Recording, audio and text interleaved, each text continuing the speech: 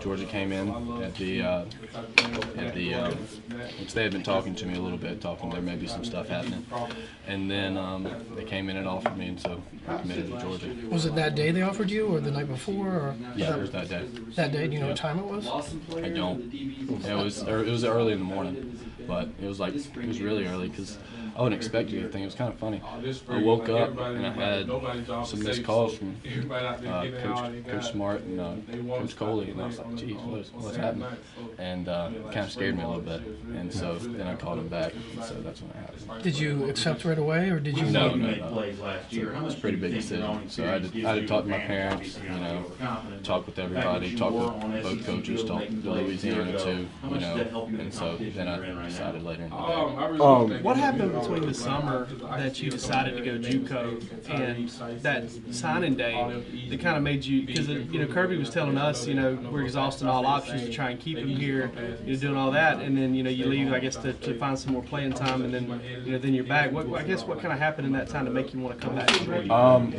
Well, being on scholarship is a big thing, and so came back here. I really didn't go about my business, when I was first here the way I should have, working every day. I didn't learn the playbook well enough, and so looking back, after I'd left, looking back on that process, I saw that, hey, first of all, I thought I was good enough to play here talent-wise, but I didn't really, put myself in the best position for me. I didn't do enough myself to be as good as I could be. And so I realized that, and then being on scholarship, and I was like, well, this is home. So that was a big part too. So you did not have a scholarship offer, or they weren't going to put you on scholarship necessarily? I really can't remember.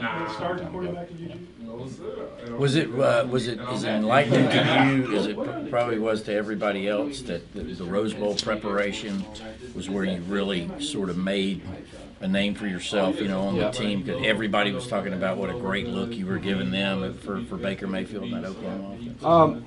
Well, I would say enlightening because, that was my offense, in high school, and so it was more fun, to do all that stuff. But every week, we would go out there.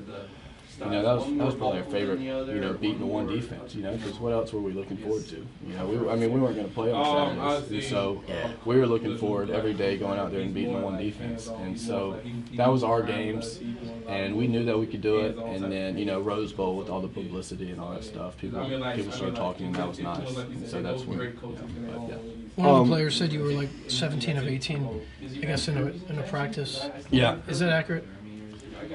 Do you remember? Do you remember the kind of practices? I think Coach Smart gave me a compliment, and those are kind of rare, so I think I do remember that. Yeah. Can you tell us the story behind the postman's hat and the nickname of the mailman? All right, yeah, good question. So when I was in high school, short guy, going to quarterback camp's not going to really draw too much attention to yourself. And so one of my best friends from high school, his dad was the mayor in our small town. So he had like a lot of cool stuff, and he had the postman hat. So I just put it on one day and went to a camp, and I did pretty well. I think I may have won it. But they saw the postman hat, and then DJ Dallas, who plays for Miami now, he put something out on Instagram and did like hashtag mailman or something like that. And so that's kind of where it all started, and then I wore it a lot. You still have it? Yeah, one of my buddies has it. He goes to North Georgia, and he's had it for about a year now, and so I've been telling him I need it back, but I haven't getting it back yet. That was in Blackshear? Yeah, Blackshear. So coming into this season with your back, how do you handle that situation now? Because I think everybody assumes, like Jake Fromm's the guy going into this year. So how do you handle that? What are the goals that you have coming into spring, going through the offseason? So my goals are to, I know in my mind, if I do something good or if I do something wrong. You know, I'm the biggest critic. If I throw a completion, but it's right here instead of right here, I'm not happy. You know, and so my biggest thing, learn the offense in and out. You know, get with Jake, let him teach me because you know he's been here and he knows everything in and out. And so just learn everything, be the best I can. You know, because that's how I judge me. If I'm the best I can be, then you know that's what I want to do. You know, I don't want to be lower than my best. How's the offense now compared to when you left here? I mean, did you jump in? Different coach signaling. You know, really, there's really not much different. I didn't really see what they did last year, so I can't really speak on that. But when I was here, now I was doing a lot of scout team, but I knew the offense. But I mean, they're pretty similar. How closely did you follow the team when you were away last year?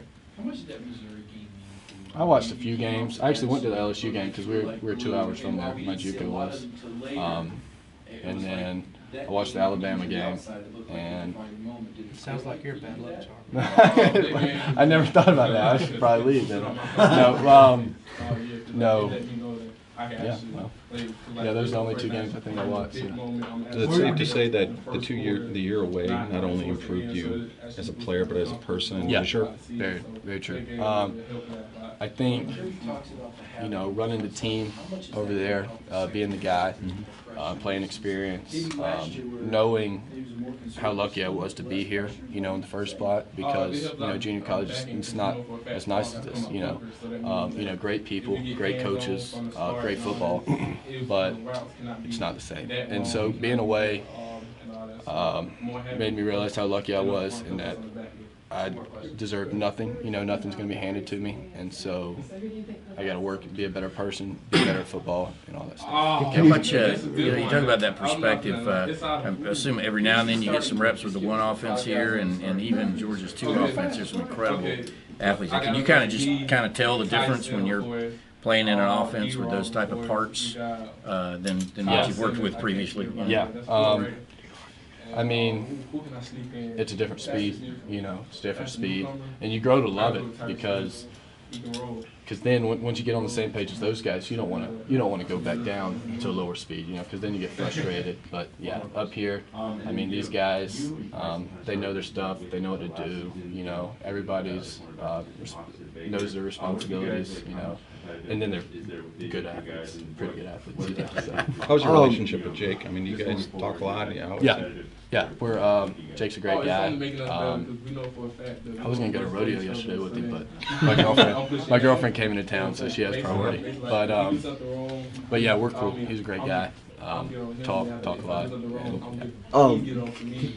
Can you pinpoint a specific memory when you were down there in junior college where you kind of realized how thankful you were to be here? Because you spoke on that earlier. Is there a specific detail, specific moment? First time I pulled into campus, really. Yeah. You know, the dorms, they weren't awful, but they weren't, you know, great. They weren't ECD, you know. But,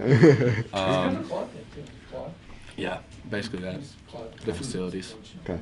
you look at